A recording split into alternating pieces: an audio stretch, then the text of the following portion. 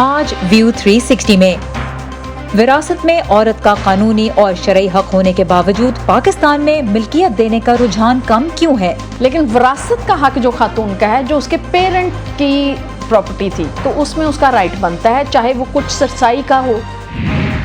Haiti سے پناہ کی تلاش میں ہزاروں افراد کی امریکہ آمد، انہیں جبراً واپس بھیجنے پر ملک کے اندر اور باہر تشویش کا اظہار۔ اور 55% سے زائد امریکیوں کی کورونا کے خلاف ویکسینیشن مکمل، پھر کورونا کے کیسز اور اموات میں مسلسل اضافہ کیوں؟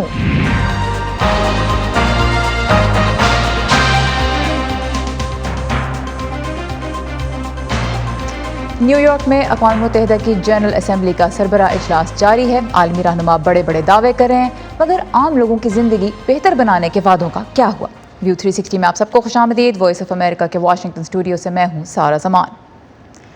سال 2015 میں اقوام متحدہ کی جنرل اسمبلی نے 17 نکات پر مشتمل سسٹینیبل ڈیولپمنٹ گولز یعنی پائیدار ترقی کے اہداف کا تعین کیا تھا، جن کا مقصد ایک ایسی دنیا کی طرف بڑھنا تھا جہاں لوگوں کی زندگی بہتر ہو اور انہیں ایک مستحکم مستقبل میسر ہو سکے۔ ان اہداف کو سن 2030 تک پورا کیا جانا ہے۔ ان میں غربت اور بھوک کے خاتمے کے علاوہ صحت عامہ کی سہولیات اور ماحولیات میں بہتری کے لیے اقدامات، صاف پانی، توانائی، تعلیم اور انصاف جیسی بنیادی ضرورتوں تک رسائی شامل ہے۔ اس ایجنڈا پر ایک ہدف ہے صنفی انصاف، یعنی خواتین اور بچیوں کو مردوں کے برابر حقوق کی فراہمی اور ان کے خلاف امتیازی سلوک کا خاتمہ۔ اس کے لیے خواتین کو فیصلہ سازی اور قیادت کے موقع فراہم کرنا، ٹیکنالوجی اور معاشی وسائل تک رسائی دینا، ان کے تولیدی حقوق کا تحفظ اور تشدد اور جبری شادیوں کی روک تھام، یہ سبھی ایلیمنٹس اس میں شامل ہیں۔ پاکستان نے سن 2030 کے لیے صنفی برابری کے حوالے سے کچھ ٹارگٹ سیٹ کیے تھے، جیسے دفتری ملازمتوں میں خواتین کی شرح کو 38% سے بڑھا کر 45% کرنا اور مینیجر لیول کی ملازمتوں میں خواتین کی شرح کو 4.8% سے بڑھا کر 5% تک کرنا۔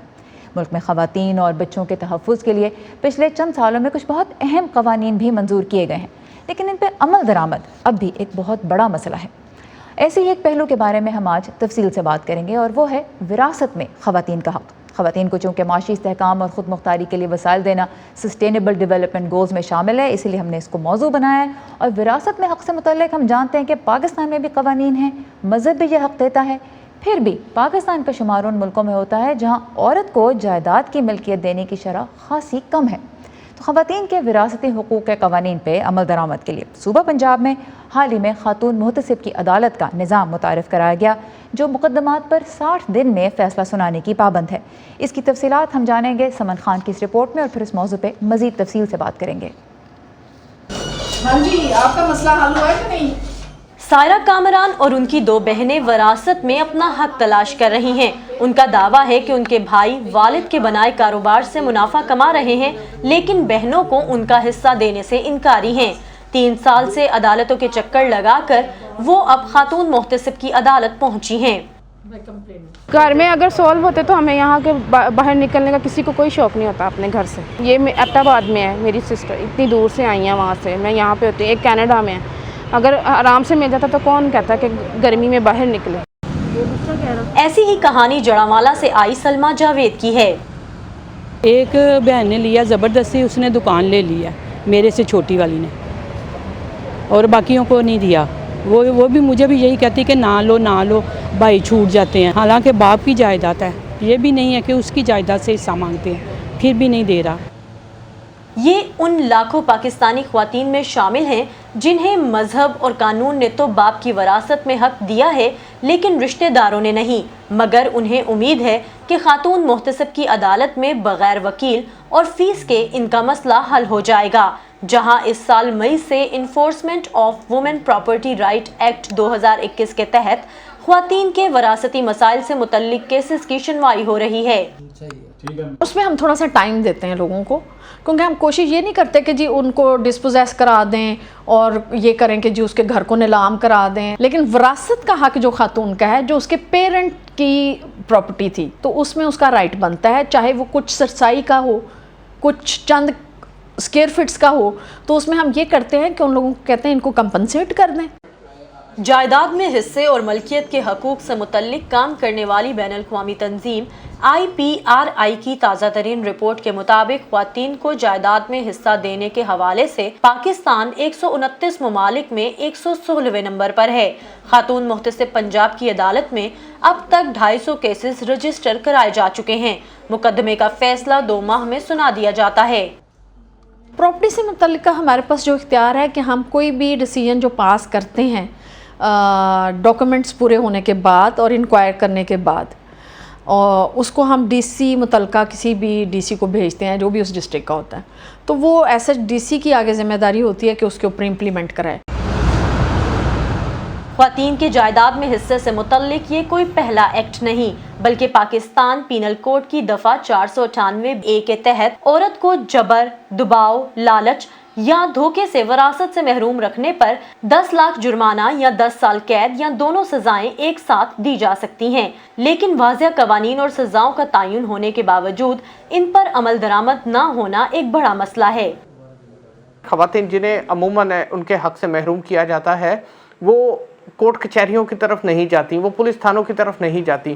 ان کے لیے ضروری تھا کہ ایک ایسا پلیٹ فارم مہیا کیا جائے جو انہیں یہ لگے کہ یہ بالکل پولیس، عدالت اور روایتی جو ادارے ہیں ان سے ہٹ کر ہے، یہاں پر ان کو رسپیکٹ ملے گی۔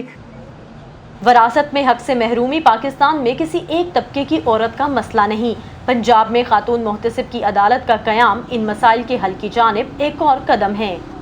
وراثت میں حق مانگنا اکثر خاندانوں میں لڑائی جھگڑے کا باعث بنتا ہے۔ ماہرین قانون کہتے ہیں کہ ادارے، قوانین اور عدالتیں رشتوں کو ٹوٹنے سے تو نہیں بچا سکتی، لیکن حقدار کے لیے انصاف حاصل کرنا ضرور ممکن بنا سکتی ہیں۔ Saman Khan, voice of America, Lahore. Saman Khan کی رپورٹ آپ نے دیکھی۔ اس سال اگست میں بلوچستان ہائی کورٹ نے بھی ایک فیصلہ جاری کیا تھا جس میں یہ کہا گیا تھا کہ اس بنیاد پر کسی خاتون کو جائیداد میں اس کے حق سے محروم نہیں رکھا جا سکتا کہ اسے اس کے بدلے کوئی اور تحفہ ملا تھا یا اسے کوئی چھوٹی موٹی رقم دے دی گئی تھی، اور اگر کسی نے خاتون کو حق دیے بغیر وراثت کی تقسیم کی تو پھر اس تقسیم کی کوئی قانونی حیثیت نہیں ہوگی۔ اسی موضوع پہ ہم مزید بات کریں گے لاہور ہائی کورٹ کی وکیل ندا علی سے، جو کہ خواتین کی قانونی مدد کرنے والے ادارے AGHS جو لاہور میں واقع ہے اس کے لیگل ایڈ سیل کی ایگزیکٹو ڈائریکٹر ہیں۔ ندا، بہت شکریہ VOA کے پروگرام میں شرکت کا۔ بنیادی طور پہ مجھے بتائیے گا کہ پاکستان میں مجموعی طور پہ کیا ہے قانون خواتین کے وراثت میں حق کے حوالے سے، کیا تحفظ ہے ان کو جو مل رہا ہے؟ دیکھیں، پاکستان میں تھینک یو سو مچ سارا فار انوائٹنگ می آن دا شو۔ وراثت کا جو قانون ہے وہ اسٹرانگ ہے، پروسیجرز بھی اسٹرانگ ہے، کورٹس ایکسیسیبل ہے، آپ کو آپ کا وراثتی حق آپ کے پرسنل فیتھ کے مطابق ملتا ہے کہ آپ شیعہ ہیں یا سنی ہیں۔ قانون کے میں کوئی کمی پیشی نہیں ہے، ہاں پروسیجر میں ہے، لیکن ہر عورت کا حق بنتا ہے کہ وہ اپنے رائٹ کے لیے کورٹ جائے۔ ہمارا مسئلہ قانون کا نہیں ہے، ہمارا معاشرتی سوچ کا ہے۔ ہماری معاشرتی سوچ ایسی ہے جو کہ ریکگنائز نہیں کرتی کہ عورتوں کو ان کا وراثت کا حق دیا جائے، جو کہ ایک سوشل ایشو ہے۔ نہ عورتوں کے پاس انفارمیشن ہوتی ہے کہ ان کا حق بنتا ہے، نہ ان کے پاس سوشل سٹرکچر ہے ایکسیس کرنے کا، اپنی قانونی مدد حاصل کرنے کا، اور سب سے زیادہ جو موسٹ امپورٹنٹ چیز ہے کہ ڈپینڈنسی ہے، موبلٹی نہیں ہے۔ عورتیں اگر چاہیں بھی، ان کو پتہ بھی ہے کہ ان کا وراثتی حق بنتا ہے، تو وہ حق کیسے لیں گی؟ ان کی ڈپینڈنسی اور موبلٹی ان کے مرد حضرات پہ ڈپینڈنٹ ہوتی ہے۔ تو بٹوین لیک آف انفارمیشن، جو لیگل لٹریسی نہیں ہے، اور ڈپینڈنسی کے بیچ میں بہت ساری عورتیں جو ہے وہ یہ حق اپنا لے نہیں پاتی، اس کو پرسو نہیں کر سکتی۔ ٹھیک، تو یعنی ایک طرح سے یہ ہے کہ اگر والدین یا گھر میں ہی اس بارے میں بات کی جائے اور اس بارے میں خواتین کو، بچیوں کو بتایا جائے کہ آپ کا کیا حق ہے، کس طرح سے اس کو گارنٹی کیا جا سکتا ہے، یہ اس گفتگو کا آغاز ایک طرح سے گھر میں ہونا جو ہے وہ بنتا ہے۔ یہ مجھے بتائیے کہ جو خواتین اس وقت ہمارا یہ شو دیکھ رہی ہیں، کیا دستاویز، کیا ڈاکیومنٹس ان کے پاس بھی ہونے چاہیے، چاہے وہ ابھی والدین حیات ہیں نہیں ہیں، کون سے ڈاکیومنٹس کی ہر عورت کو بھی رسائی ہونی چاہیے؟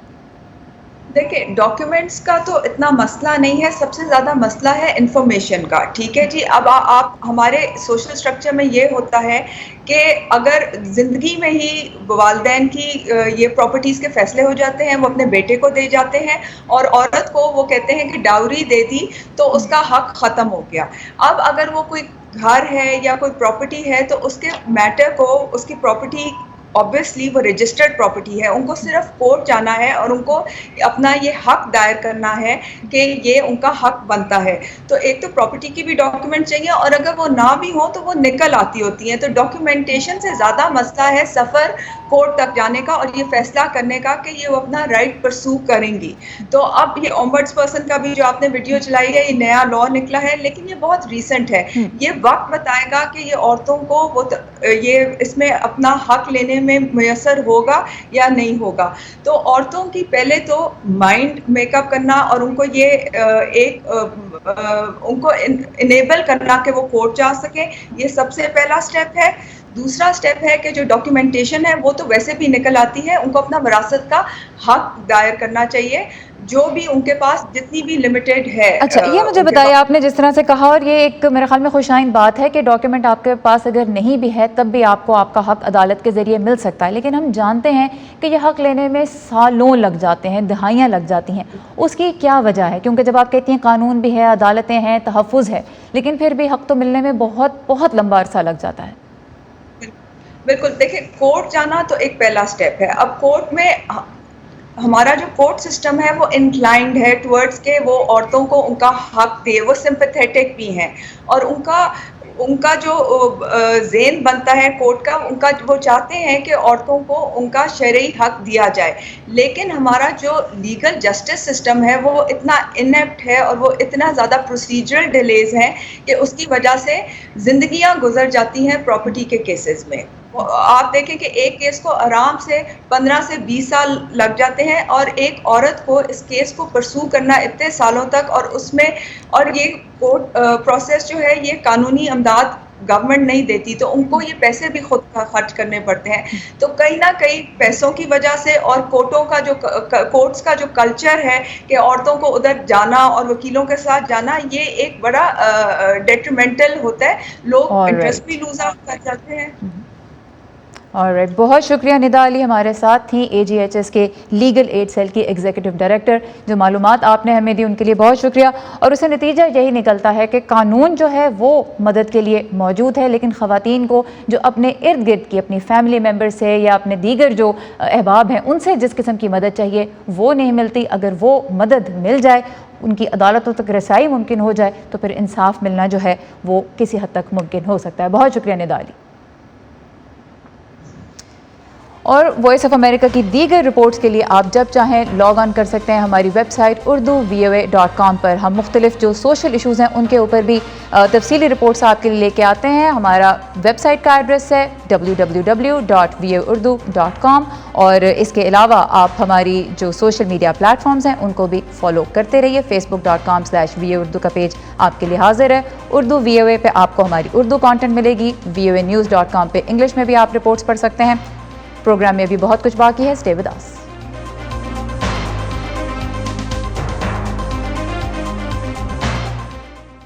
हालिया कुछ दिनों के दौरान हेटी से ताल्लुक़ रखने वाले तकरीबन 12,000 अफराद रियासत टेक्सास के इलाके डेल रियो में पनाह की तलाश में पहुँचे। बाइडन इंतज़ामिया उन्हें वहाँ से निकाल कर हवाई जहाज़ों के ज़रिए हेटी वापस भेज रही है, और इसे अमरीकी तारीख़ में सबसे तेज़ रफ्तार और बड़े पैमाने पर तारकीन वतन को वापस भेजने की कार्रवाई समझा जा रहा है। हुकूमत ने डेल रियो की बॉर्डर क्रॉसिंग भी बंद कर दी है, मगर पनाह गज़ीनों के लिए काम करने वाले अक़वाम मुत्तहिदा के इदारे UNHCR ने हेटी के इन बाशिंदों को जबरन मुल्क बदर किए जाने पर तशवीश का इजहार किया है और इसे रोकने के लिए बाइडन इंतज़ामिया पे जोर डाला है। हेटी से ये अफराद अमरीका क्यों और कैसे पहुँचे और किस हाल में हैं, तफसीलात इस रिपोर्ट में।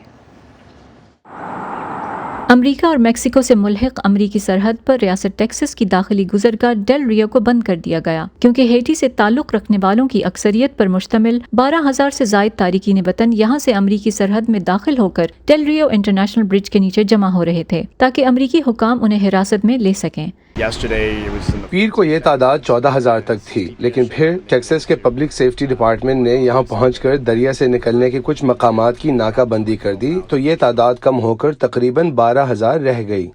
कई दिनों से अमरीकी हुकाम सख्त गर्मी में पुल के नीचे जमा इन तारिकीन वतन को यहाँ से निकाल कर प्रोसेसिंग सेंटर्स पर ले जा रहे हैं, जहां इस बात का तयन किया जा रहा है कि इनमें से कौन अमेरिका में सियासी पनाह की दरख्वास्त दे सकते हैं और किन को परवाज़ों के जरिए वापस भेजा जाएगा। यहाँ पहुँचने वाले हेटी के कई बाशिंदों के मुताबिक वो 2010 में हेटी में आने वाले जलजले के बाद से ब्राज़ील और चिले में रह रहे थे। फिर दूसरों की ज़बानी ये सुनकर कि अब सरहद पार करने के लिए बेहतरीन वक्त है, वो अमेरिका के तवील सफ़र पर चल पड़े। इनमें से एक शख्स ने बताया कि उन्होंने गुज़िश्ता कई माह ग्वाटेमाला की सरहद पर मैक्सिको के हुकाम की तहवील में गुजारे। मेरे लिए ये बहुत मुश्किल है। मैंने 2 महीने बगैर कोई काम किए और खाए पिए बगैर गुजारे। हालिया हफ्तों में ये पुल रियो ग्रांडे दरिया के रास्ते अमेरिका दाखिल होने वालों की आमाजगाह बन गया है, जबकि अमेरिका के सिक्योरिटी हुक्काम को इतनी बड़ी तादाद में पनाह के मुतलाशियों के लिए इंतजामात करने में दुश्वारियों का सामना है। कई माह से डेल रियो इलाके के पेट्रोल एजेंट्स सही तरह से गश्त नहीं कर पा रहे क्योंकि हम सब यहाँ अंदर अपनी कस्टडी में मौजूद अफराद की कागजी कार्रवाई और बच्चों की देखभाल में लगे हुए हैं। इतनी बड़ी तादाद में तारिकीन वतन की आमद कुछ मकामी अफराद के लिए परेशानी का बाइस है। जब पुल के नीचे 20,000 से ज्यादा अफराद मौजूद हों और जब कार्रवाई शुरू हो तो रिहायशियों में भी बेचैनी पैदा होने लगती है, और जब आप 45,000 और मुश्तमिल कम्युनिटी की बात करें तो ये लोग इसके निस्फ के बराबर हैं। मुहाजिरीन की बहबूद के लिए काम करने वाली तंजीम हेशियन ब्रिज अलायंस से मुंसलिक गोइलन होजेफ कहती हैं कि हेटी के ये बाशिंदे कानून के खिलाफ कुछ नहीं कर रहे हैं। एक बात मैं ये सुन रही हूँ कि ये अफराद यहाँ गैर कानूनी तौर पर दाखिल हो रहे हैं। ऐसा नहीं है। उनके लिए यहाँ आकर सियासी पनाह मांगना कानून के मुताबिक है और वो यही कर रहे हैं, लेकिन अमेरिका उन्हें इस तहफ़्फ़ुज़ के हुसूल के लिए रसाई फराहम करने से इनकार कर रहा है। अमेरिका हेटी के 3,000 से ज्यादा तारिकीन वतन को वापस भेज चुका है, जबकि आइंदा दिनों में मजीद को वापस भेजने के लिए परवाजें तैयार हैं। कुछ नाक़िदीन इसे अमेरिका की तारीख में तारिकीन वतन की बड़े पैमाने पर सबसे तेज रफ्तार वापसी करार दे रहे हैं। ताहम तारिकीन वतन के हामियों के मुताबिक अपने हालिया ज़लज़ले और सियासी इंतशार से नबर्द आज़मा हेटी इन वापस भेजे जाने वाले तारिकीन वतन को संभालने के काबिल नहीं। इन अफराद के लिए टेक्सास तक पहुँच पाने के बाद वापस हेटी भेज दिया जाना तबाहकुन है। अमेरिका तक का सफर कठिन था, लेकिन उन्होंने हमें मुल्क बदर कर दिया। बदकिस्मती से उन्होंने हमें अपना कोई भी सामान वापस नहीं ले जाने दिया। ये जेल में होने जैसा था, न खुराक और न ही कुछ और। वापस भेजे जाने वाले अफराद को फीकस $100 दिए जा रहे हैं। बज़ाहिर लगता है कि उनके अमेरिका में रहने और काम करने के ख्वाब टूट गए हैं। डीना मिचेल के साथ Pfizer Bukhari, voice of America. Afghanistan के हालात मुल्क से दूर रहने वाले बहुत से अफ़गान बाशिंदों के लिए परेशान कुन हैं। जहाँ एक तरफ बैरून मुल्क मुकीम अफ़गान अपने हमवतनों के हुकूक़ के लिए आवाज़ उठा रहे हैं, वहीं वो भी हैं जो उन्हें तहफ़्फ़ुज़ दिलाने के लिए अमली इक़दामात कर रहे हैं। ऐसी एक खातून है अलीना नवाबी, जो सोवियत यूनियन के ख़िलाफ़ जंग के दौरान ज़ख्मी हुई और अमेरिका लाई गईं। आज वो अपने जैसे मज़ीद लोगों की अफ़गानिस्तान से निकलने में मदद कर रही हैं। आइए उनसे मिलते हैं। मैं अफगानिस्तान में सोवियत दरअंदाजी के दौर की हूँ। मैं और मेरा खानदान 1990 की दहाई में अमेरिका आए थे। मैं अपने खानदान से पहले यहाँ पहुँची थी। अलीना जून नवाबी बुरी तरह जल जाने के बाद इलाज के लिए अमेरिका लाई गई थी। मुझे याद नहीं है असल में हुआ क्या था। मैंने अपनी माँ से पूछा था कि क्या हुआ था, लेकिन वो अपनी बच्ची को जलते हुए देखने के सदमे से बाहर नहीं आई थी। कई बरस तक वो बच्ची अस्पताल से बाहर नहीं आ सकी। वो यहीं से स्कूल जाती और अपनी सालगिरह मनाती, यहाँ तक कि क्रिसमस ट्री भी सजाती थी। आज Alina council on American Islamic relations में मुलाजमत करती हैं, जो अमेरिका में मुसलमानों के हुकूक के लिए काम करने वाली एक तंजीम है। यहाँ काम करते हुए वो कोशिश कर रही हैं कि वो ज़्यादा से ज़्यादा लोगों की अफगानिस्तान से निकलने में मदद करें, जिस पर अब तालिबान का कंट्रोल है। बहुत से ख़ानदान हैं जिनकी हम निकलने में मदद कर रहे हैं। इस वक्त मेरे पास तकरीबन 147 लोगों की फहरिस्त है और उनमें से हर एक को क्या सैन डिएगो के बारे में पता है। इस वक्त अफगानिस्तान में पासपोर्ट या अमेरिका आने के लिए वीज़ा हासिल करना नामुमकिन है। किसी भी किस्म की कागजी कार्रवाई पूरी करने के लिए फॉर्म ऑनलाइन मुकम्मल करना होता है, लेकिन मुल्क में इंटरनेट तक रसाई भी ना होने के बराबर है। अलीना अमरीकी शहरियों के ऐसे रिश्तेदारों और ख़ानदानों की मदद के लिए जो मुमकिन हो सकता है कर रही हैं, जो अब भी अफगानिस्तान में हैं। वो ऐसे अफराद के लिए आर्जी रिहाइश पर भी काम कर रही हैं जो वहाँ से निकलने में कामयाब हुए हैं। कुछ बच्चे आ रहे हैं, हमारे पास उनके लिए कुछ खिलौने हैं, उनकी तख्लीकी सलाहियतों के लिए। बचपन में अपने ऊपर गुजरने वाले हालात को अब भी वाज़ेह तौर पर याद करने वाली अलीना शुक्रगुजार हैं कि वो मदद करने के काबिल हैं। وہ کہتی ہیں کہ ایک طرح سے اب ان کا کام ایسی بچیوں کو نئی زندگی دینا ہے جنہیں دیکھ کر انہیں اپنا بچپن یاد آتا ہے۔ جینیا دلو کے ساتھ نخبت مالک، وائس آف امریکہ۔ امریکہ میں کرونا وائرس کی قسم ڈیلٹا ان دنوں زوروں پر ہے۔ 55% سے زائد امریکیوں کو مکمل ویکسین لگ چکی ہے اور 75% بالغ افراد کو کم از کم ایک ٹیکہ لگ چکا ہے۔ پھر بھی کرونا وائرس کے کیسز اور اس مرض کے باعث اموات میں اضافہ ہو رہا ہے۔ صبا شاہ خان آج بتا رہی ہیں کہ اسکول جانے والے بچوں کے لیے اس صورتحال میں ماہرین صحت کیا مشورہ دے رہے ہیں اور ڈیلٹا سے اب سب سے زیادہ خطرہ کس کو ہے۔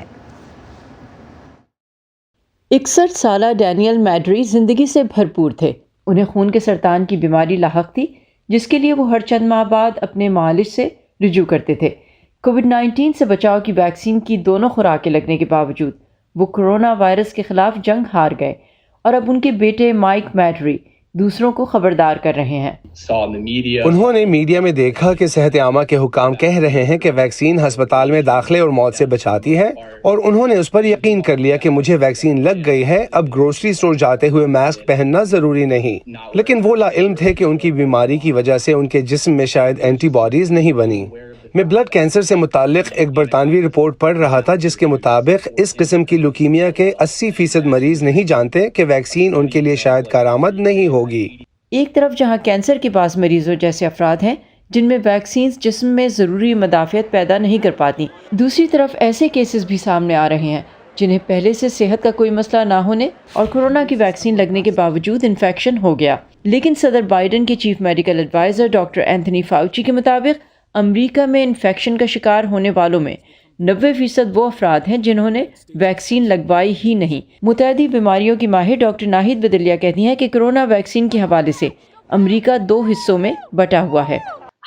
ایسی ریاستیں جن میں 68 سے 70% مکمل طور پر ویکسین شدہ بالغ ہیں، وہاں آپ ہسپتالوں میں داخلے اور اموات کی بہت کم شرح دیکھ رہے ہیں۔ اور پھر امریکہ کے جنوب میں کچھ حصوں کے ساتھ ساتھ مڈ ویسٹ جہاں ویکسین کا استعمال کم تھا، جہاں کافی لوگ ایسے تھے جنہیں پہلے انفیکشن نہیں ہوا، اور ایسے لوگ جنہیں ویکسین نہیں لگائی گئی، تو اب زیادہ پھیلنے والا یہ وائرس وہاں کی صحت عامہ کے نظام پر مکمل طور پر حاوی ہو گیا ہے۔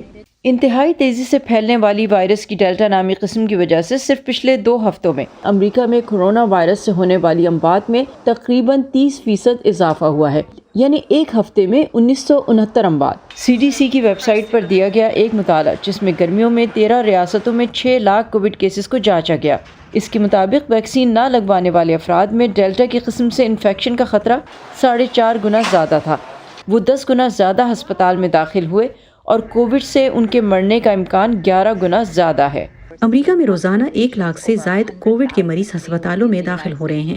نوجوانوں میں کورونا کے بڑھتے ہوئے کیسز پر بہت زیادہ تشویش ہے۔ تو فی الحال تو ہمارے ہسپتال جو ہیں ان کے ICU وارڈز بھرے ہوئے ہیں پیشنٹس کے ساتھ، اور پیڈیاٹرک انفیکشنز جو ہیں بچوں میں جو انفیکشنز ہیں ان کا بھی خدشہ بڑھتا جا رہا ہے۔ جب سے اسکول دوبارہ سیشن شروع ہوا ہے تو اس کی وجہ سے انفیکشنز کے ریٹ اور بڑھے ہیں اور اسکولوں میں انفیکشنز کی رپورٹس آنا شروع ہو گئی ہیں۔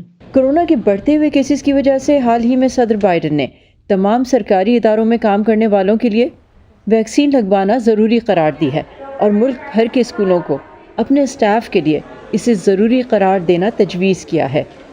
اگر انفیکشنز اسی طرح بڑھتے رہے تو ہمیں اور بھی ریسٹرکشنز امپوز کرنے پڑیں گے۔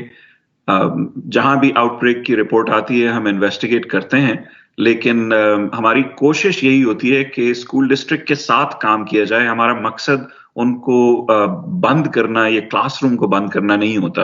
ادھر مائک میڈری اپنے والد کی کہانی شیئر کر کے آگہی پھیلانے کی کوشش کر رہے ہیں تاکہ لوگوں کو پتہ ہو کہ ویکسین لگنے کے باوجود کینسر کے مریضوں اور دوسری شدید بیماریوں کے شکار افراد کو احتیاط برتنے کی ضرورت ہے، ورنہ یہ مرض ان کی جان بھی لے سکتا ہے۔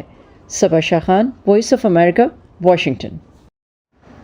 یہ تھے امریکہ کی صورتحال، لیکن پاکستان سے بھی کرونا وائرس گیا نہیں، اس لیے اپنے اور دوسروں کے تحفظ کے لیے احتیاط کرتے رہیے۔ ویو 360 آج کا یہیں پہ ختم ہوتا ہے۔ پروگرام کے بارے میں فیڈ بیک دینے کے لیے آئیے facebook.com/VOA اردو کے پیج پہ، ٹویٹر اور انسٹاگرام پہ ہمیں فالو کرتے رہیے، ہمارا ہینڈل ہے @urduvoa۔ سارا زمان کو اجازت دیجیے، خدا حافظ۔